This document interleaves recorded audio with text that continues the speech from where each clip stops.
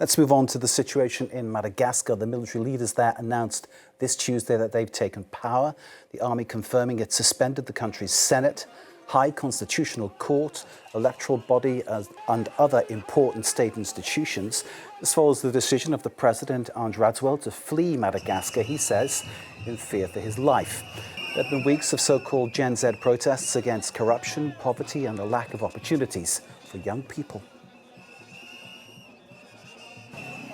Fighting back amid growing calls to step down, Madagascar's exiled president announced the dissolution of Parliament's lower house on Tuesday, marking a fresh twist in the country's weeks-long political crisis. This is a necessary measure to restore national order and reinforce democracy. The people must be heard once more. Andry Rajoelina fled the country on Sunday after an elite military unit joined anti-government protests calling for him to step down. In an address to the nation on Monday, he denounced an attempted coup, saying he feared for his life and called for dialogue to find a way out of the crisis.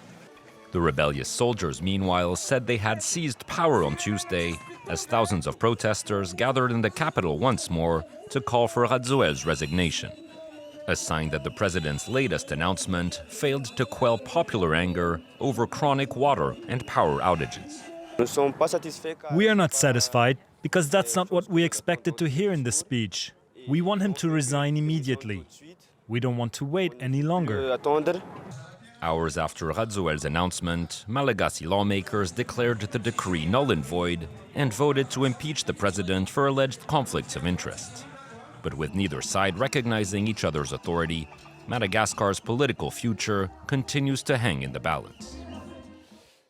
Lauren Berstecker with that report. Let's get more analysis on the situation in Madagascar and bring in Dr. Luke Freeman, specialist on Madagascar at the University of London. Dr. Freeman, thank you very much for being with us here in France 24. We seem to have two things going on, don't we? There's a political process or not in terms of the military taking power, then of course the people on the streets, the people who are suffering from the shortage of things like water, power, and of course living in dire poverty. And this is possibly where the fear grows. What happens to those people now? That's the question, as what began as social protests become very sharply political. The events of the weekend, which led to President Rajoelina fleeing abroad, it hasn't been disclosed yet where he is, have left a political space open, which is rapidly being filled. As we've seen, the National Assembly today wasting no time in organising a vote to impeach him, and the military unit which accompanied the protesters into town on Saturday, declaring that they're now in charge.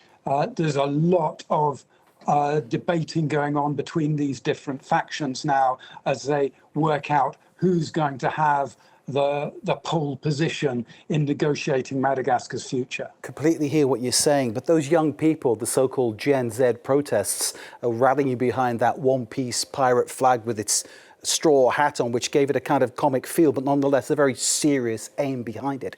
Youth unemployment in Madagascar is something like, well, it's over 5%. I'm sure you can be more precise on these figures than I can. They surely cannot be happy with this concept of having the military in charge now. This is not what they wanted.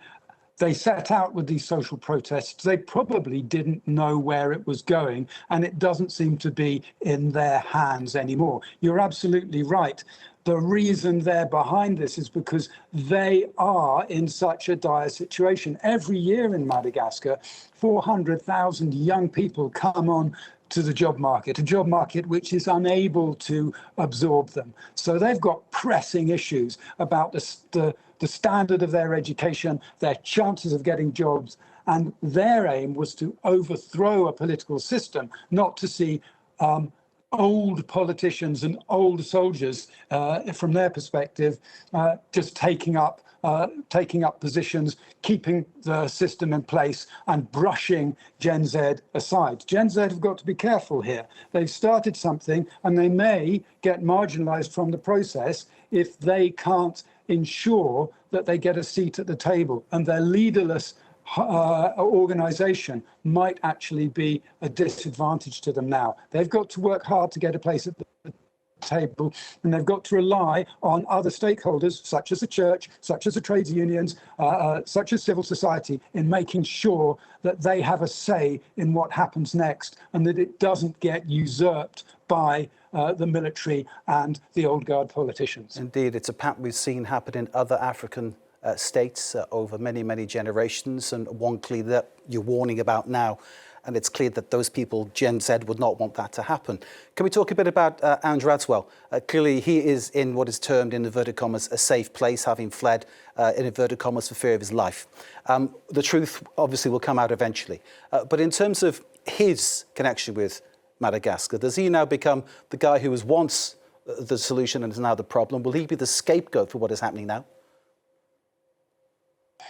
I think he has been borne the brunt of the blame for these problems, and with some justification. He made election promises back in 2019 to sort out the electricity and the water. And yes, you could say he inherited problems, but if you make a promise and something as basic as that, you need to get it sorted out. You don't need to be spending money on vast cable car systems costing $150 million, which ordinary people can't afford, or football stadiums, or some of the other vanity projects which he's been promoting. You need to sort out those basic things. So his day has passed. I don't think people will spend too much time taking what he says seriously. The politics is about pragmatism, not principles. It's about what's happening on the ground. He has no way back.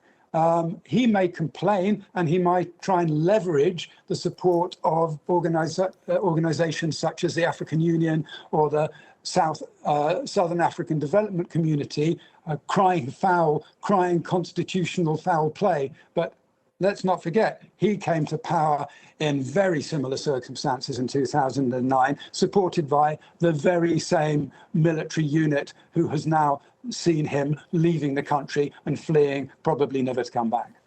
Dr. Luke Freeman, specialist on Madagascar at the University of London. Thank you once again for joining us here on France 24. We appreciate the clarity you bring to a very tricky situation indeed on the island there in the Indian Ocean. Dr. Freeman, specialist on Madagascar, giving us his insight. Thanks again, sir, for being with us.